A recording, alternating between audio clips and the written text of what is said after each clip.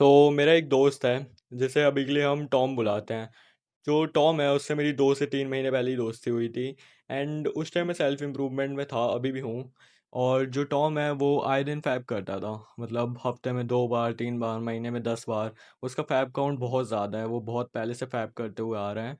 And मैंने एक दिन उससे सडनली पूछा कि भाई तू ये क्यों करता है, तू ये छोड़ क्यों नहीं देता? अगर तू जिम कर रहा है, बाकी सेल्फ इम्प्रूवमेंट कर रहा है, तो फैब से तू क्यों नहीं पीछे जा पा रहा? तो पता है उसने मेरे को क्या बोला? कि फैप मारने से टेस्टोस्टेरोन बढ़ता है, एंड फैप करने से आपका कैंसर कम, मतलब कैंसर होने के रिस्क आपके कम होते हैं लाइफ में। एंड वो सुन के बस मैं उसे ऐसे देख रहा था। एंड फिर मैंने टॉम से पूछा, क्या तू इसलिए फैप करता है ताकि तू कैंसर से बच पाए? क्या तू यही सोच के फैप करता है, या फिर तू बस अपनी असलियत छुपाना चाहता है कि तुझे फैप करने में एक मज़ा आता है, तुझे एक डोपामिन मिलता है जो तू नहीं छोड़ना चाहता, तू उसे से दूर नहीं जा पा रहा, तुझे वो डोपामिन की एडिक्शन लग चुकी है, इसलिए तू फैप करता है। एंड उसने मेरे को क्या ही बोला होगा फिर। मस्टरबेशन ये एक ऐसा टॉपिक है जिस पे आए दिन टीनेजर्स कमेंट्स करते रहते हैं दूसरे सेल्फ इम्प्रूवमेंट क्रिएटर्स के वीडियोस में कि make a video on masturbation, this is my addiction, that that and that's all. ये वीडियो तुम्हारे लिए एक मास्टरपीस हो सकती है अगर तुम्हें अभी भी मस्टरबेशन की एडिक्शन है। तुम्हें सबसे पहले ये देखना पड़ेगा कि तुम मस्टरबेशन क्यों करते हो, तुम्हारा उसका रीज़न क्या होता है। पहला रीज़न हो सकता है मेंटल हेल्थ, तुम्हारी मेंटल हेल्थ अच्छी नहीं रहती, तो तुम्हें लत लग चुकी है एक तरीके से मस्टरबेशन करने की, क्योंकि उससे तुम्हें खुशी मिलती है, तुम्हें कुछ टाइम का रिलीफ मिलता है, तुम्हारा स्ट्रेस दूर होता है।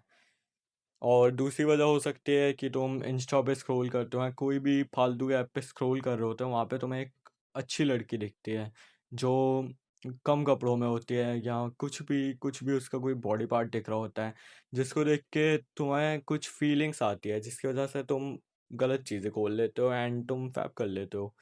और तीसरी वजह हो सकती है तुम एक कॉर्न एडिक्टेड हो, क्योंकि तुम कॉर्न देखते रहते हो, तुम्हें आदत लग चुकी है। एंड तुम जब भी कॉर्न देखते हो तुम्हारे अंदर से एक आवाज़ आती है that you have to fap, और तब तुम जाके फैप कर लेते हो। ये हो सकती है तीसरी वजह। तो इफ़ यू अगर तुम्हें इन सब वजह को एक साथ क्लियर करना है, ये सब कुछ एकदम ख़त्म करना है, तो तुम्हें सबसे पहले एक रूटीन बनाना पड़ेगा।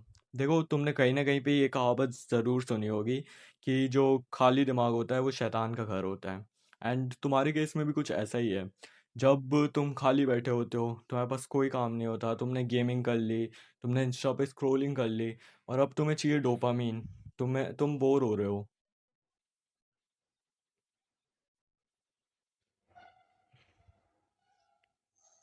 तुम्हें अब कैसे भी करके डोपामीन चाहिए। तब तुम्हारे दिमाग में बात आती है, क्यों ना मैं कौन देख लूँ।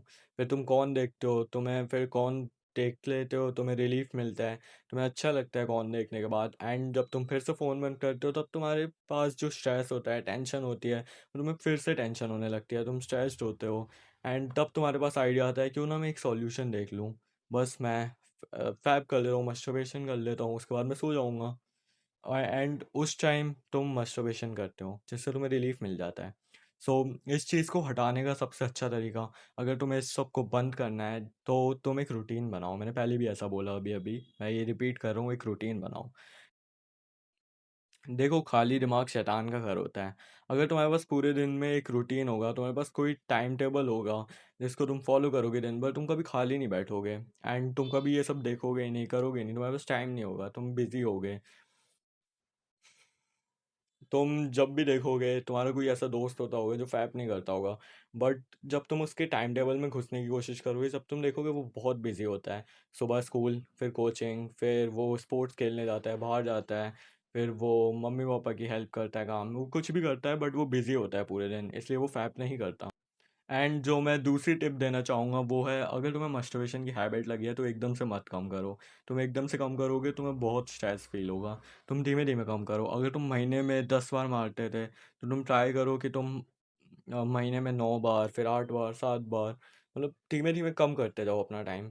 जैसे तुम दिन में 2 बार मारते हो, तो ट्राई करो तुम दिन में 1 बार, फिर बस तुमने कौन देख लिया, फिर तुमने धीमे धीमे कौन देखना भी बंद कर दिया, फिर 4 दिन में 1 बार, फिर पूरे महीने में 1 बार, फिर 2 महीने में 1 बार।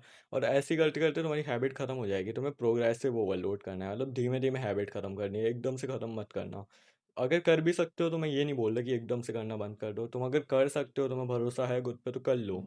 बट अगर तुम्हें ऐसा नहीं हो रहा, एकदम से बंद नहीं हो रहा, तो तुम उसे धीमे धीमे कम करने की ट्राई करो। And that's all for this video.